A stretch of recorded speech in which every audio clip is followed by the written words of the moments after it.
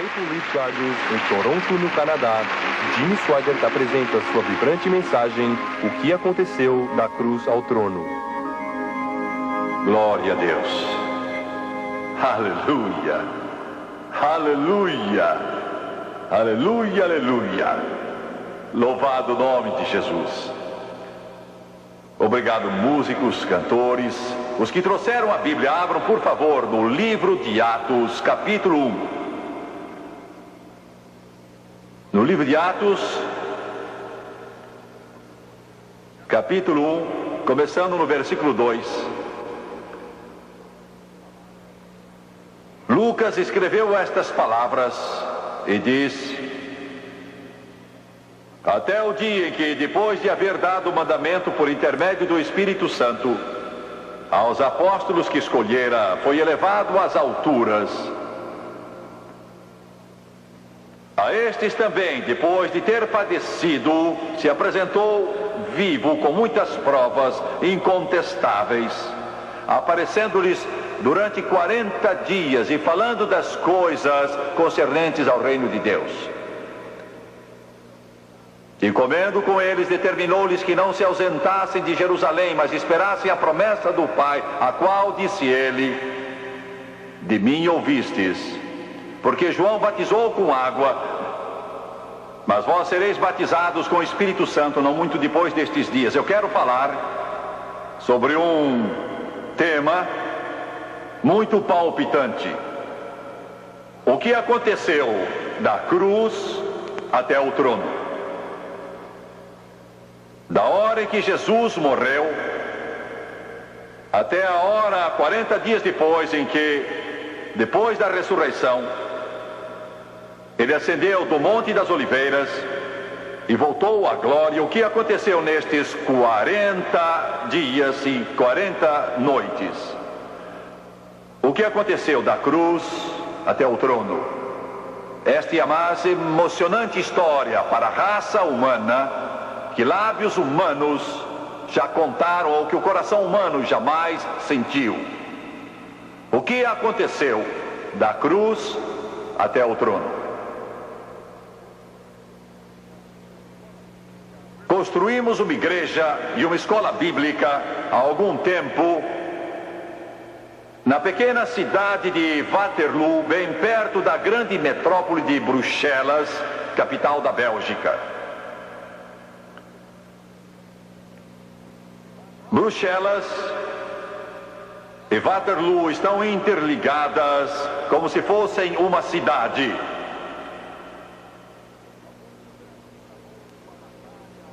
Há muitos anos travou-se uma batalha em Waterloo que veio a mudar o curso da história.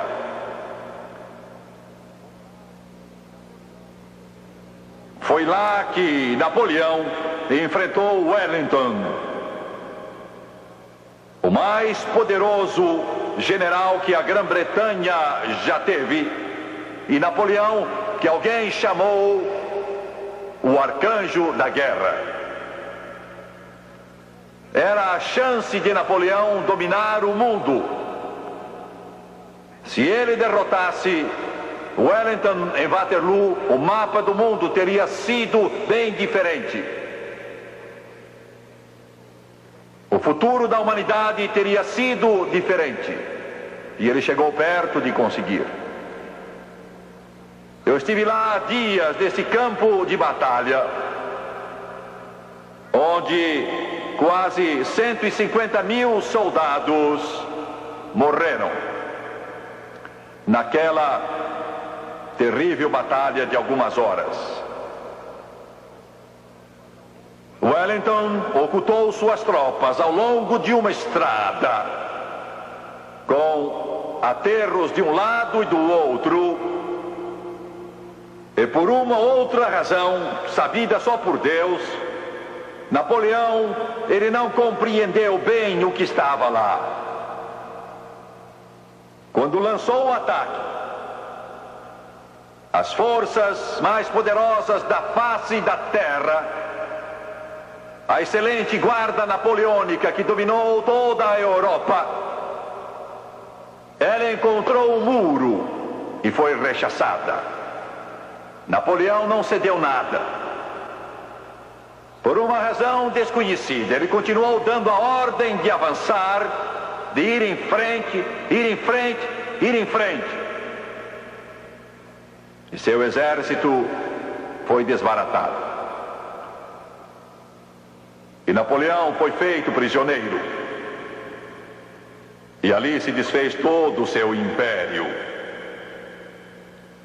E em Londres, no alto de um edifício, porque isso foi antes do telefone e do telégrafo, ergueram grandes letreiros que diziam: derrota total, mas surgiu um forte nevoeiro e cobriu o letreiro. E então milhares e milhares de londrinos gemeram, choraram, mulheres desmaiaram, pensando que Wellington tinha sido derrotado, mas de repente aquele nevoeiro foi levado pelo vento e o sol começou a brilhar e apareceu o restante da mensagem: derrota total de Napoleão. Há 2000 anos atrás, Satanás resolveu conquistar e dominar este mundo, e a terra estava em jogo. E todos os seus habitantes, todas as crianças que viessem a nascer, tão úteis, tão importantes, tão valiosas, que Jesus disse: uma alma vale mais que o mundo todo. O magno conflito, morte contra a vida, pecado contra a salvação, inferno contra céu, trevas contra a luz, se desenrola em um monte.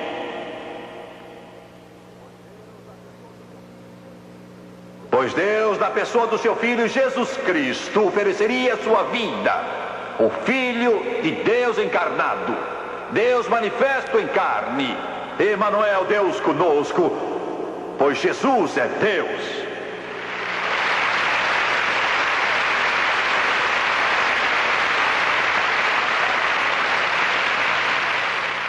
Ele seria pendurado num monte. Ele morreria como ninguém já morreu. Ele sofreria como ninguém nunca sofreu. Ele tomaria sobre si, tornando-se oferta pelo pecado, todos os pecados do homem, para que fôssemos livres. Alguma coisa num criminoso, alguma coisa num assassino, alguma coisa em alguém que é condenado à morte e de repente a pena é suspensa. Não há nenhum drama que se desenrole desta maneira. Eu vi na televisão há pouco tempo atrás 3 homens numa certa penitenciária que eram assassinos, eram culpados, não havia dúvida sobre isso, foram condenados à morte na cadeira elétrica. As câmaras mostraram suas celas, porque algo havia acontecido. Não há pungência, não há drama, não há momento, não há nada que possa representar esta cena. Condenados à morte na cadeira elétrica, mas houve suspensão. O governador do estado disse: eu comuto a pena de morte para a vida. Eu vi esses homens com lágrimas rolando da sua face, se ajoelharem e agradecerem a Deus. Eu nunca os tinha visto em minha vida, não sabia quem eram, mas eu chorei com eles, alegrei-me com eles, chorei com eles. Sabe por quê? Porque há 2000 anos Jimmy Swaggart estava condenado a ir para o inferno e não haveria perdão, não haveria esperança para ele. Mas o Senhor Jesus Cristo comutou a sentença de morte para a vida e tomou meu lugar e sangrou e sofreu e morreu numa cruz para que eu fosse salvo. Foi o meu maior momento. Os jornalistas podem zombar, Hollywood pode tentar representar isso, mas não podem nem chegar perto daquilo que se deu naquele dia. Porque naquele dia tão tenebroso, eles o penduraram numa cruz e Satanás sentiu uma alegria infernal. O inferno deve ter zombado, as trevas devem ter triunfado e a morte deve ter rido. Deus ia morrer. Mas espere só, diabo, o domingo vem aí. Glória, aleluia, aleluia.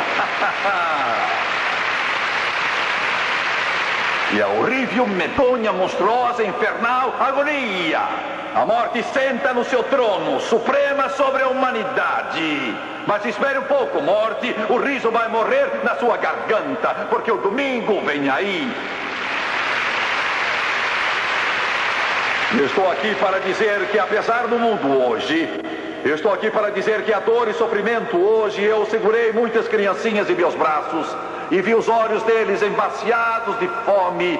Olhei para seus corpos esqueléticos, segurei suas mãos e vi os seus bracinhos frágeis. Pus os meus dedos no seu rosto e encostei meu rosto no delas, sabendo que iam morrer, não por causa de uma terrível doença, não por causa da leucemia que ataca tantas criancinhas, nem por causa de câncer, mas por falta de algum alimento, um pouco de pão, alguma coisa. E eu as acheguei a mim pensando se elas sabiam, pensando se elas sentiam, pensando se elas entendiam. Diabo, é sexta-feira, mas o domingo vem aí. O domingo vem. A dor, a doença, o sofrimento, o crime, a guerra, o ódio estão no mundo hoje, mas o domingo vem. Estou aqui para dizer que o mundo não vai explodir numa agonia de poeira termonuclear, não vai morrer pelas mãos de um maluco qualquer, mas estou aqui para lhes dizer que Jesus vai voltar, o Rei dos Reis e Senhor dos Senhores vai voltar. Ele terá a última palavra, terá a palavra final, cantará o último hino, ele dirá a palavra final. Jesus Cristo, o Senhor da glória, o Rei do céu já triunfou e ele vai voltar outra vez. Satanás vai atacar, mas acabará sendo derrotado. E Satanás foi derrotado. Foi derrotado no Calvário 2000 anos atrás. Nunca houve um momento como o da ressurreição de Jesus. Palavras não podem expressar, o coro aleluia não pode cantá-lo, a língua do pregador não pode dizê-lo, o coração da criança não pode sentir.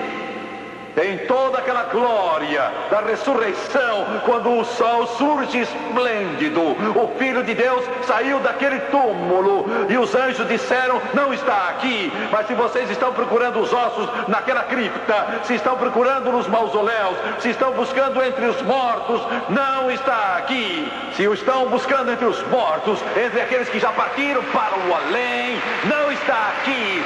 Mas se vocês estão procurando nesta sepultura, a sepultura em Jerusalém, não está aqui, já ressuscitou. Glória. Eu clamo, eu canto, eu acordo todo dia e digo, ele está vivo. Sou um fanático. Vocês estão vendo um fanático. Um fanático de verdade, genuíno, de corpo inteiro, fanático. Glória a Deus, ele enche meu ser, ele domina toda a minha vida. Não está morto, está vivo, não está no túmulo, ele está sentado à mão direita do Pai, sua missão cumprida, intercedendo a favor dos santos. Satanás está derrotado, a morte já foi vencida, a sepultura foi conquistada e Jesus Cristo vive.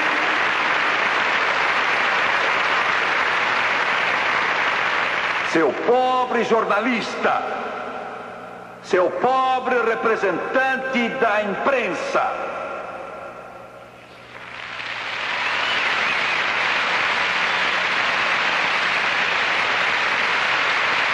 você escreve a respeito de um grande jogo qualquer de futebol, e você diz, mas que página brilhante! Você escreve sobre um acontecimento notável e pensa, veja só que coisa maravilhosa. E escreve a respeito de um desses filmes de Hollywood e pensa que escreveu uma grande coisa. Porque você não escreve sobre o maior fato que jamais aconteceu, que Jesus vive, Ele vive, Jesus Cristo vive hoje. Louvado seja Deus, está vivo, está vivo, está vivo, está vivo.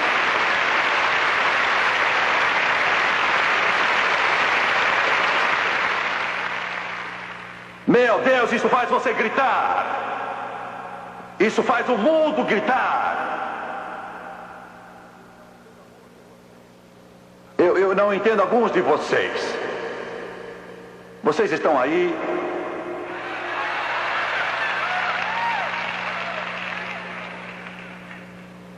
Eu tenho pena de vocês. Por isso que ele disse que a trombeta vai soar 2 vezes quando ele vier. Vai tocar a 2ª vez para acordar alguns de vocês.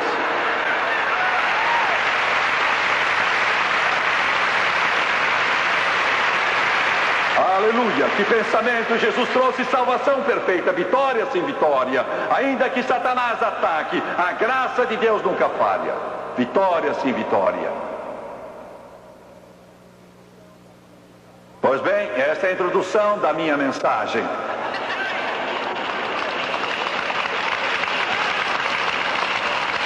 O que Jesus fez, o que aconteceu da cruz até o trono.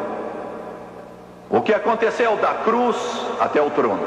40 dias e 40 noites, ele andou na terra. Foi visto. A primeira coisa que nos deu foi salvação. Naquele dia memorável, registrado em São João, capítulo 1, quando João Batista estava batizando no Rio Jordão, esta foi outra cena vinda lá da eternidade. Eu posso ver João Batista batizando em nome de Deus os que vinham para servir a Deus, arrependidos. Deve ter sido uma multidão esse dia. E de repente, uma coisa elétrica corre e enche o ar. Pode-se sentir. O Batista deve ter parado um pouco de batizar. E de repente ele vê Jesus. Que momento deve ter sido? Ele tinha estado nesse deserto desde que era criança, orando e esperando por esse momento. Foi eletrizante, foi estupendo, foi cativante, foi cintilante, foi tão grandioso que nem se consegue descrever. E ele disse, eis. E quando ele disse, eis, todo mundo virou e olhou. O Cordeiro de Deus, que tira o pecado do mundo. Você entende o que João está dizendo? Você entende mesmo o que João está dizendo? Entende o que João disse naquele dia? Eu sendo gentio, você sendo gentio, nós não entendemos como deveríamos entender. Mas João era judeu e sendo judeu, ele sabia o que estava falando. Quando disse, eis o Cordeiro de Deus que tira o pecado do mundo. Quero que você note 2 coisas. Primeira, ele usou a palavra pecado, não disse pecados no plural, e sim pecado singular. Tira o pecado. O homossexual não tem de ficar preso. O alcoólatra não tem de ficar preso. Aleluia! Glória a Deus! O drogado não tem que ficar preso. O pecador agora é livre. Jesus tira o pecado do mundo. Porque por 1600 anos, desde a lei de Moisés, tinham sacrificado milhares e milhares e milhares de cordeirinhos. Dizem que provavelmente o povo judeu sacrificou 2 bilhões de cordeiros durante todos estes anos. Pense nisso. não 2 milhões, mas 2 bilhões, guardavam um cordeiro para o dia da expiação 2 semanas. Então o examinavam bem, para ver que não fosse doente, que tivesse saúde perfeita, sem mancha nem ruga, quando era morto. Eles cortavam no dorso e abriam a carne para ver se não havia defeito nenhum na carne. Porque ele era o tipo do cordeiro vindouro, tinha que ser perfeito.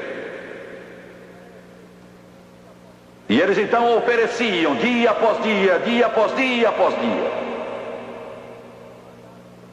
Mas Paulo testificou na carta aos Hebreus, no capítulo 10, versículo 4, que o sangue de touros e bodes não podia tirar o pecado. Tudo que fazia era cobrir, só cobria o pecado. Os pecados do povo eram só cobertos e afastados, mas continuavam lá, cobertos, só afastados. Os pecados estavam lá, cada vez mais e mais numerosos. Um monte que parecia atingir a eternidade, sempre mais alto. Os meus e os seus pecados, os pecados de todos que já viveram. Todos esses touros, bodes e cabras e pombras eram centenas de bilhões que não podiam tirar o pecado, só podiam afastá-lo. Quando João disse, eis o Cordeiro de Deus que tira o pecado do mundo, ele sabia o que estava dizendo. Aleluia. Ele dizia, este agora, o Cordeiro de Deus, não só vai cobrir o seu pecado, ele não vai somente afastá-lo, ele não vai só pôr uma cobertura nele, mas ele vai tirar o pecado, de modo que não haja mais pecado. Livre, livre, livre, livre, livre, afinal. Você entende isso? Você entende isso? Quando Jesus ressuscitou, a primeira pessoa que o viu, você sabe quem é que foi? Foi uma mulher. Aleluia. O que está dizendo Schweigert? Digo que Jesus Cristo libertou a mulher. Digo que Jesus Cristo libertou a mulher. Digo que a mulher hoje goza liberdade. Glória. O primeiro não foi Pedro, Tiago, não foi João, não foi Tomé, não foi André. Foi a Madalena, Maria. Aleluia. Glória.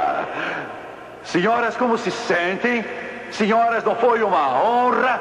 Ele saiu fora do túmulo. Poderia ter tido um séquito da hóstia angelical para servi-lo. Poderia ter os apóstolos em fila. Mas teve ali a mulher de quem tinha expulso 7 demônios para saudá-lo primeiro.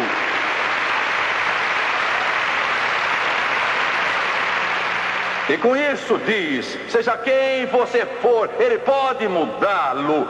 Seja você quem for, ele pode libertá-lo. Seja quem for, ele pode salvá-lo. Você está assistindo pela manhã, está assistindo à noite, você está assistindo homossexual e a sua consciência está roendo. E você morre aos poucos e já não aguenta mais. E você não sabe o que fazer. Eu sei de um que pode libertá-lo, que pode mudá-lo.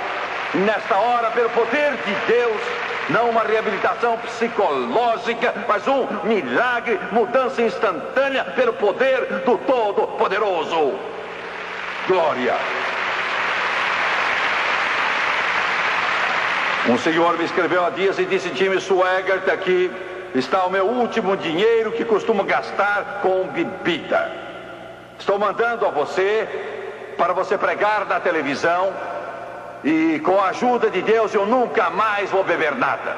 Eu já esbanjei 10 fortunas, estou arruinado, mas pedi que Jesus me viesse salvar. Você treme, sofre de delirium tremens, mas Ele pode libertá-lo agora, agora mesmo, miraculosamente agora.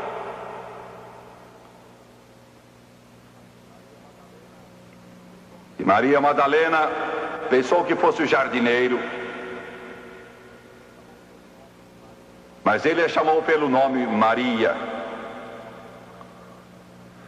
Você não acha isso nas diferentes traduções? Porque eu acho que os tradutores da Bíblia hesitaram um pouco em fazer essa tradução. Diz assim: Jesus disse a Maria: não me toques, eu ainda não ascendi ao Pai. Mas original, a língua em que foi escrito é um pouco diferente. O que aconteceu foi que Maria agarrou suas pernas e não o quis largar.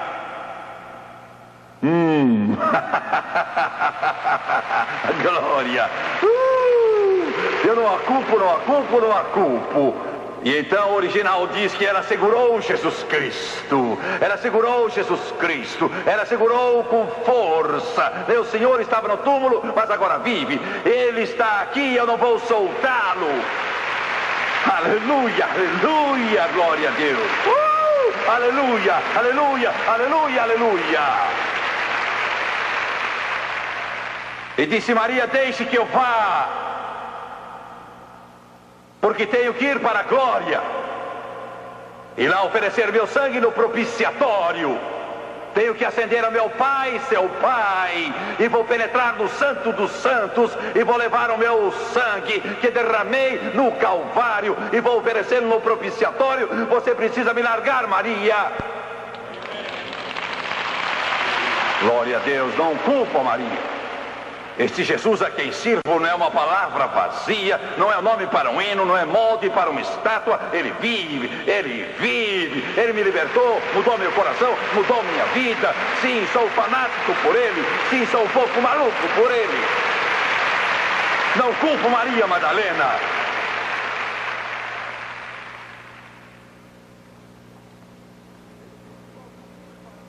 Ele disse: vou subir para meu Pai. E foi quando ele ofereceu o sangue no propiciatório. Quero falar sobre o propiciatório. Deus instruiu Moisés quanto ao propiciatório. Bezalel o construiu. Ele foi ungido por Deus para fazer o propiciatório. O propiciatório era de fato uma tampa de ouro batido. Era uma peça só, posta sobre um cofre, 2 metros de comprimento, 1 metro de largura, feito de ouro também. Nesse cofre estavam a vara de Arão que floresceu, o pote de maná e o decálogo, os 10 mandamentos. No propiciatório havia 2 querubins com as asas estendidas por sobre ele, tocando um ao outro, com a face voltada para o propiciatório, feito de ouro batido, toda uma peça de ouro só.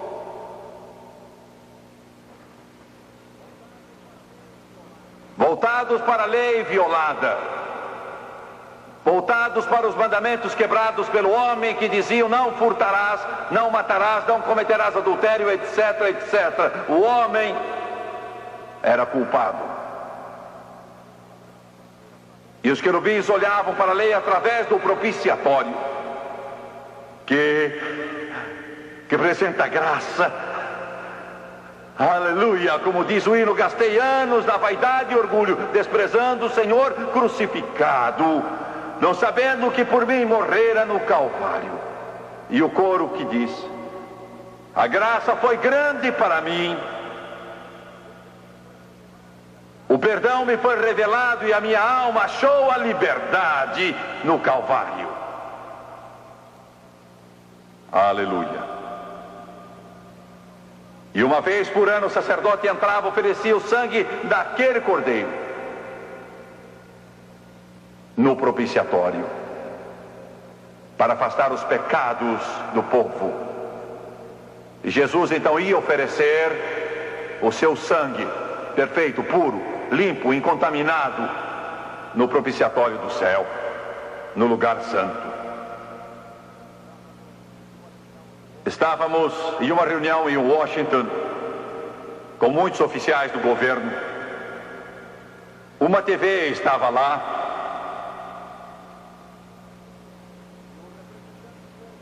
e o representante de um programa que não vou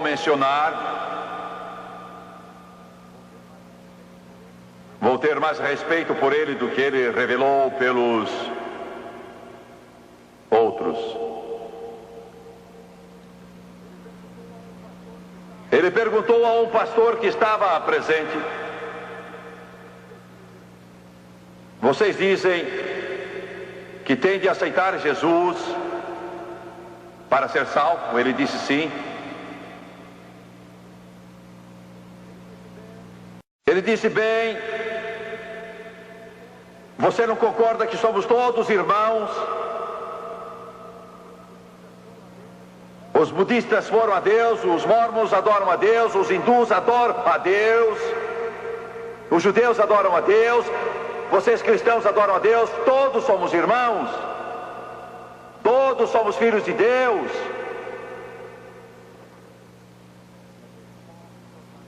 E aquele pobre jornalista teve de ouvir a resposta seguinte: não, senhor, não somos todos irmãos. Não somos todos filhos de Deus, somos todos filhos de Adão. Somos todos filhos de Adão. Para ser filho de Deus, você tem que aceitar Jesus Cristo. É isso que intriga o mundo, é com isso que o mundo se irrita, é por isso que o mundo range os dentes. Eu vou para o céu, mas vou do meu modo. Vou ter minha religião, vou ter minha salvação. Jesus talvez fosse um bom homem, talvez, não sei, não creio que ele tenha sido filho de Deus. Eles dizem: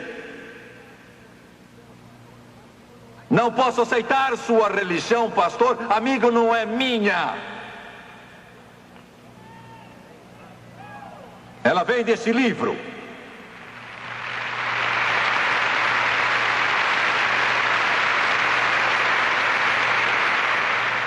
Se não gosta dele, como vai substituí-lo?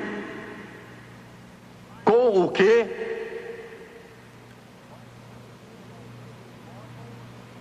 Vai substituí-lo com o livro de Mormons? Vai substituí-lo com o livro de algum filósofo moderno, talvez? Com o que vai substituí-lo? Não há nada como este livro. É a palavra de Deus. Louvado seja Deus. Quando o mundo se desfizer e as trevas se espalharem, este livro continuará. Porque é a palavra do Todo-Poderoso. E você não irá para o céu se não aceitar Jesus Cristo como seu Salvador pessoal. Não pode chegar a Deus se não aceitar Jesus Cristo como seu Salvador pessoal. Por quê? Porque Ele é Deus, porque Ele veio do céu, não foi outro, mas Jesus Cristo veio do céu e morreu lá na cruz do Calvário e pagou o preço dos seus pecados. E você vai ter de responder a Ele.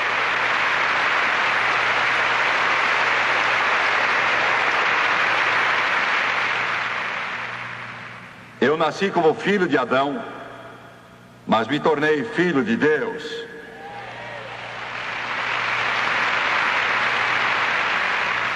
Em segundo lugar, não só Ele nos deu salvação, mas nos deu vitória. Vitória, vitória. Eu quero dizer uma coisa aqui antes de continuar. Não tenho paciência, e Deus não tem paciência com crentes cara comprida. Azedos, zangados, de cabeça baixa. Alguém me perguntou há dias: você é membro da família da fé? Eu disse: sei que não sou membro da família da dúvida.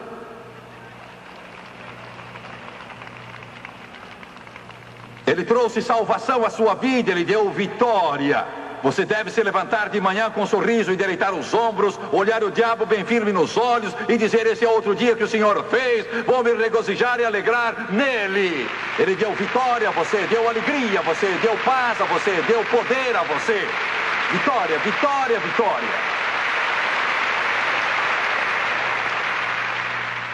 Pois bem, a Bíblia diz que Jesus desceu até o inferno,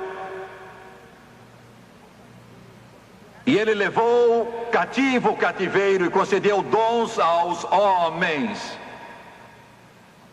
A Bíblia diz que ele deu apóstolos, profetas, evangelistas, pastores e mestres. Vou ajudá-los um pouco. Estão vendo estes homens na plataforma hoje? Eles são dons.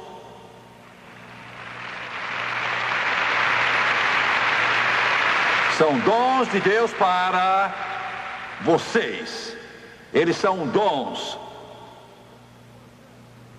Eles são tão importantes que é bem difícil descrevê-los. Ele deu dons aos homens, apóstolos, profetas, evangelistas, pastores e mestres. Os jornalistas dizem: por que é que você diz as coisas que diz? Quem lhe deu o direito de dizê-las? Oh, gosto quando perguntam. Sou um evangelista. Eu sou um desses dons. Sou um evangelista. Meu trabalho é fazê-los contorcer-se. Minha ocupação é fazer vocês se mexerem na cadeira. Minha ocupação é tirar o seu sono. Minha ocupação é fazer vocês virarem de lado para o outro. Minha ocupação é pôr o temor de Deus no seu coração. É por isso que Deus me chamou. Sou um evangelista. Aleluia! Glória! Ame seu pastor. Ore por seu pastor. Peça que Deus abençoe seu pastor, porque está orando por um dom.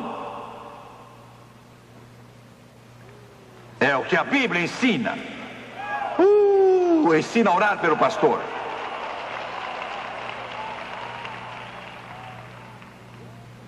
Agora, o homem caiu. Senhor evolucionista, mas não caiu de uma árvore.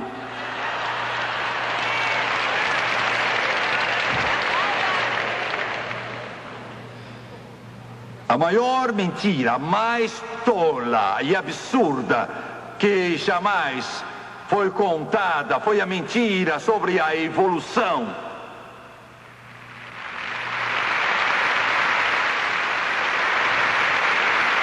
Que há 10 bilhões de anos você surgiu de um tipo de vida primitiva. E você ficou nadando no oceano por 1 bilhão de anos e afinal chegou a uma praia.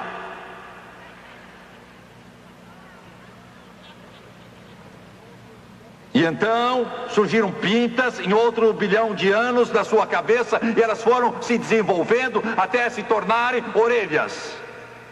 É isso que essa gente ensina. Que as universidades ensinam. Não todas, mas muitas. Fale mesmo! Eu falo.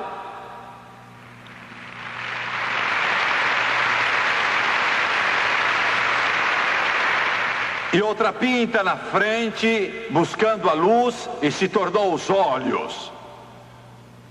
E outra 5 bilhões de anos mais tarde, que se desenvolveu em mais de 1 milhão de anos e acabou ficando finalmente uma perna.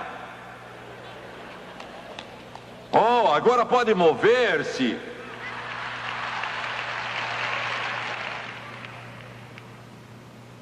E vejam o que mais. Desenvolveu uma cauda para pendurar na árvore. Coisa mais linda. Estão vendo? Não é mais fácil crer que no princípio Deus criou os céus e a terra? Não é mais fácil crer?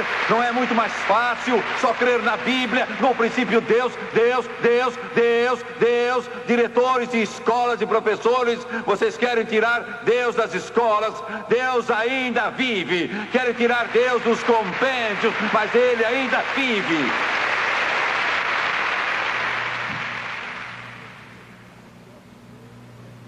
Você quer me ver ficar zangado mesmo? Quer me ver ficar cheio de indignação?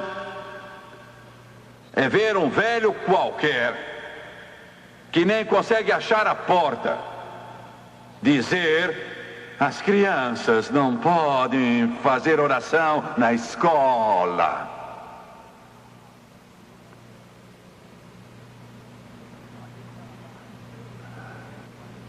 Aqui no Canadá eu não sei o que acontece, mas nos Estados Unidos demitiram um técnico porque curvou a cabeça e orou com o seu time antes que fosse jogar.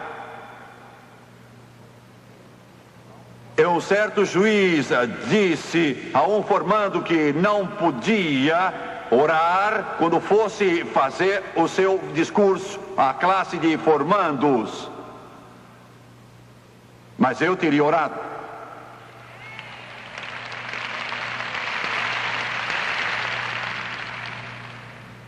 É isso de modo furtivo. Eu diria: ó Deus, dizem que eu não posso falar contigo.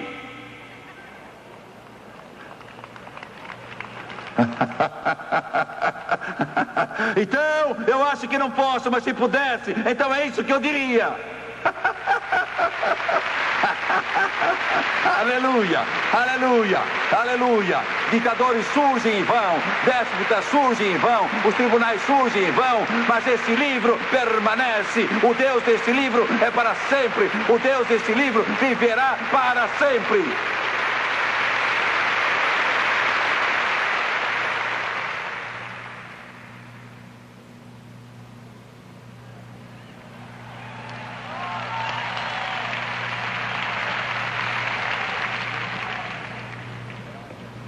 Alguns dos jornalistas dizem: será que aquilo é água?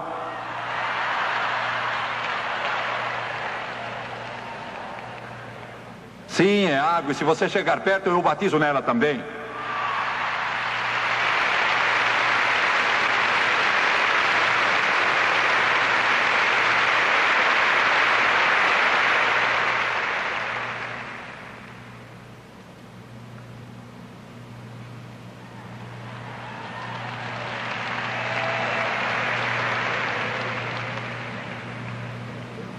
Eu gosto deles. Eu gosto desses jornalistas de fato. São gente boa, gosto deles.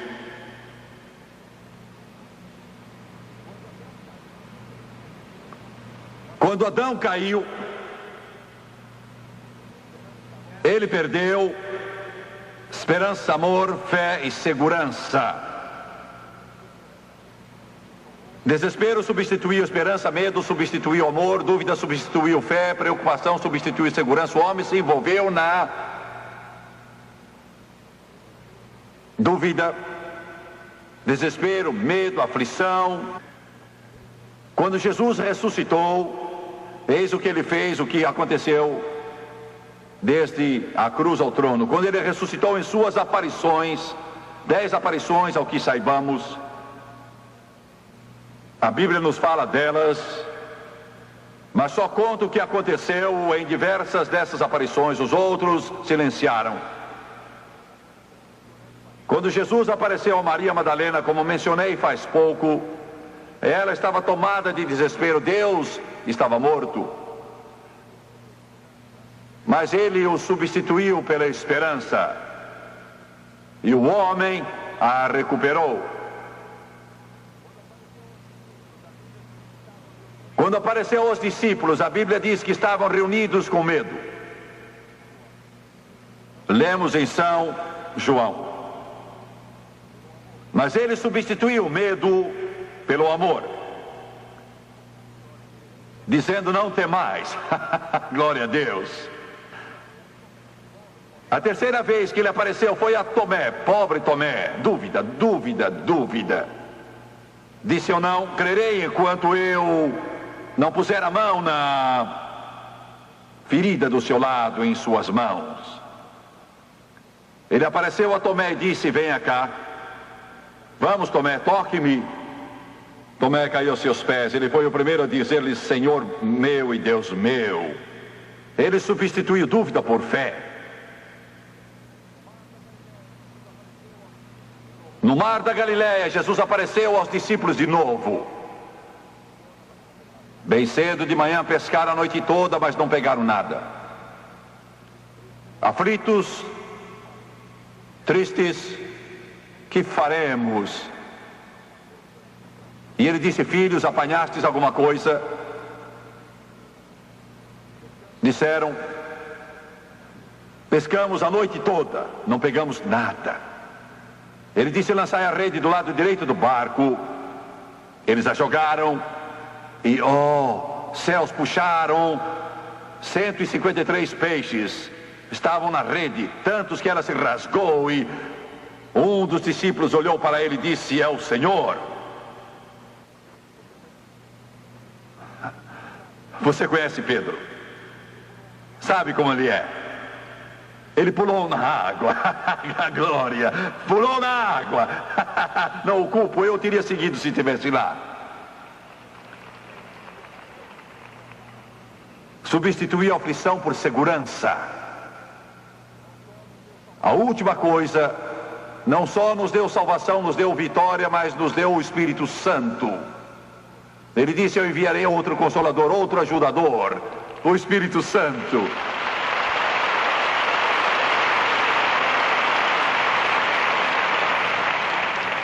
Igreja, o Espírito Santo é o segredo. Não o diploma de universidade, não o templo que custou milhões, não talento, habilidade, mas o Espírito Santo. O Espírito Santo. Quando eu era menino de 8 anos, minha avó foi cheia do Espírito Santo. Fazia pouco tempo eu ia lá, mesmo que o meu pai me proibisse e dissesse: não vá, se for, apanha. Ele dizia: a religião pôs a sua avó maluca, perdeu a cabeça, está falando em outras línguas, está fora de si, está doida, está biruta mesmo, está com o parafuso frouxo, ela está completamente fora de si, não está certa. E você não chegue perto, se você chegar perto vai pegar em você. Estava certo. Estava certo. Estava certo. Graças a Deus estava certo. E eu ia lá 3 vezes ao dia. Foi durante o verão, eu estava de férias, e eu me sentava, não consigo agora, mas cruzava as pernas, à moda dos índios.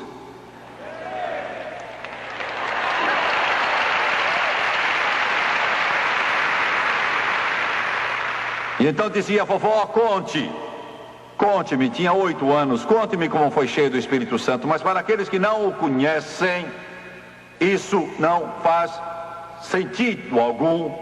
Vocês não iriam entender isso. E ela me contava, seu rosto brilhava. E então chegava num ponto em que o poder de Deus a tocava, e por essa razão eu ia 3 vezes ao dia, manhã, tarde e noite. Porque eu queria sentir aquilo. Janete cantou: a gente se sente bem. Não vivo de emoções, vivo pela fé. Mas eu era garoto de 8 anos e eu sentava lá. Ela chegava ao ponto que me contava a mesma história 3 vezes ao dia. Como Jesus a encheu do Espírito Santo, ela chegava naquele ponto e aí o poder a tocava. E ela estremecia, toda vez ela estremecia. Vocês acham isso fanatismo? Eu entendo isso. Você está tão seco que range ao andar, eu sei. Eu sei muito bem. O poder de Deus vinha sobre ela e vinha sobre mim. O meu cabelo arrepiava, o calafrio passava pelo meu corpo. Eu queria tanto ter a mesma coisa. Meu pai estava certo, ele disse: isso pega, e pegou em mim. Ele nos deu salvação, Ele nos deu vitória, nos deu o Espírito Santo. Quando meu pai se converteu, eu nunca me esquecerei naquela noite. Eu tinha 5 anos, mas eu sabia que algo maravilhoso acontecera. Não há nada como isso, não há palavras para descrever. Ainda vejo na minha mente, está impresso indelevelmente no meu coração. Nessa noite, eu tinha 5 anos. Meu pai, 24. Algumas semanas antes, ele nunca tinha visto uma Bíblia, nunca tinha entrado numa igreja. Encurtando a história, que prazer eu senti naquele dia em que me converti. E agora eu sinto seu amor, segurança e paz, fervor. Sou feliz, tão feliz, pois em Jesus me satisfiz. A primeira pessoa a falar com meu pai foi Jorge. Ele também tinha sentido profunda convicção, mas ele não quis fazer a decisão, ele lutou. Estava chorando, com lágrimas rolando. Ele amava meu pai, tinha idade para ser pai dele. Os dois eram sócios. Veio e abraçou meu pai e disse: estou alegre. Chamavam Sani, sempre chamavam Sani. Sani, fico alegre, muito alegre.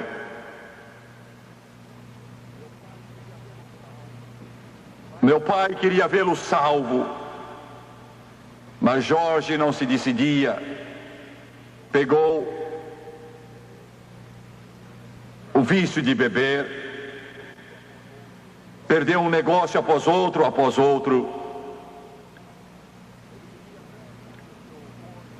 Ele bebia tanto que o seu corpo ficou afetado, ele teve um derrame, andava arrastando a perna na rua, perdeu seus carros, perdeu sua casa, mudou de uma bela casa para uma outra, um barraco. Não quis dizer sim a Jesus. Acabou perturbado na mente. E ele podia ser visto andando em frente da nossa casa. Meu pai muitas vezes o apanhou e muitas vezes meu pai testemunhou a ele, mas ele era rebelde e blasfemava. Lembro-me quando o filho dele morreu. Eu lembro dessa criança, cabelos encaracolados. Jorge o amava. Era a única coisa que lhe sobrara. Eu lembro daquela casa pequenina e me lembro do caixão, me lembro do menino naquele caixão com 4 anos e os seus cabelos bem pretos. Eu lembro de Jorge, eu era menino, ele batia com os punhos do lado daquele caixão e meu pai, pondo o braço ao redor dele, Jorge chorava e dizia: se é assim que Deus age, eu não o quero. Deus, o que é que eu te fiz para tirares a única coisa no mundo que eu amava? Não tenho mais nada. Acabou-se, tudo terminou e agora meu menino se foi. Eu te odeio. Eu te odeio. Eles desistiram. Não havia esperança. Eu pensei que ele morreu perdido. Quando o puseram num túmulo, a esposa praguejou e disse que bom que ele morreu. Eu pensei que ele morreu perdido. Mas há poucos dias, eu estava sentado à mesa com Lester Sunray e sua irmã Leona. E foram Leona Sunray, sua mãe, a mãe de Lester Sunray, que trouxeram o evangelho à nossa cidade há quase 50 anos, na Louisiana, na América. E essa senhora Leona Murphy Sunray, ela arrancou o mato com as mãos do lote vazio em que construíram a igreja onde minha família foi salva. E começamos a falar dos velhos tempos. Ela disse: sabe, Tim, na última viagem que eu fiz na sua casa, se eu me lembro bem, foi a última viagem. Ela disse: eu vi seu tio, meu tio era rico, um multimilionário diversas vezes. Eu nasci na casa dele, 1935, 15 de março. Ela disse: eu ouvi, parei, o cumprimentei. E meu tio Lee a amava. E ela estava perguntando sobre meu avô, meu pai, minha mãe, sobre o pai e mãe de Jerry Lee Lewis, sobre o pai e mãe de Mickey Gilley. E ela perguntou sobre Jorge. Ele disse: olhe, Jorge está morrendo, não vai durar muitas horas mais. E ela disse: Jimmy, eu fui depressa até lá, entrei naquela casinha, ele estava ali deitado, e ela ajoelhou junto a ele e disse: Jorge, você me conhece? Eu sou Leona Sanraio. Ele olhou, um olhar parado, e afinal sacudiu a cabeça assim. Ela disse: chegou a hora, as cortinas estão descendo. Terá valido a pena quando virmos Cristo. Senhoras e senhores, John Starnes.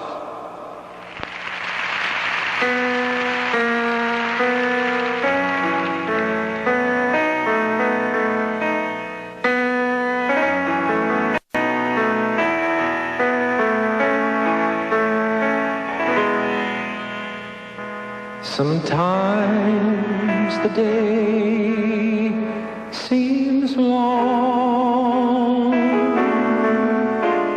and our trials are hard to bear.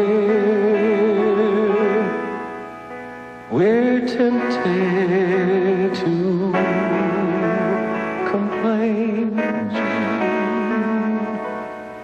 to murmur and despair, but there is one in heaven who knows our every care. Let Jesus solve your problem.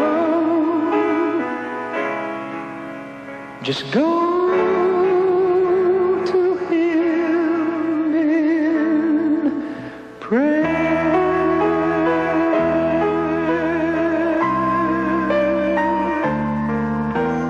Sometimes the day seems dark without a ray of light. We're tossed and driven on with no human help in sight.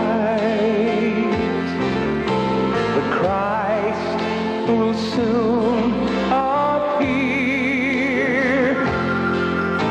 to catch His bride away. All tears forever over in God's eternal day.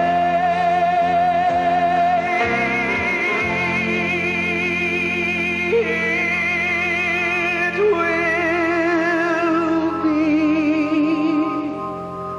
worth it all when we see Jesus.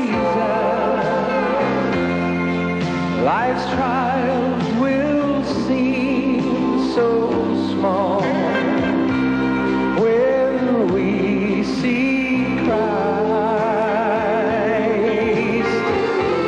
One glimpse of His dear face, all sorrows will erase.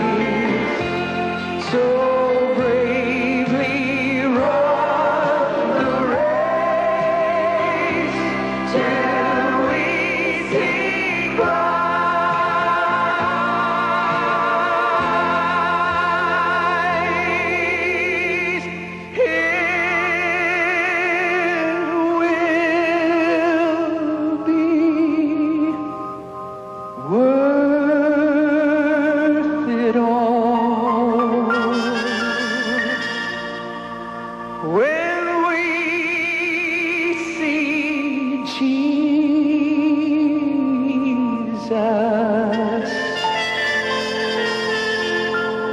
Life's trials will seem so small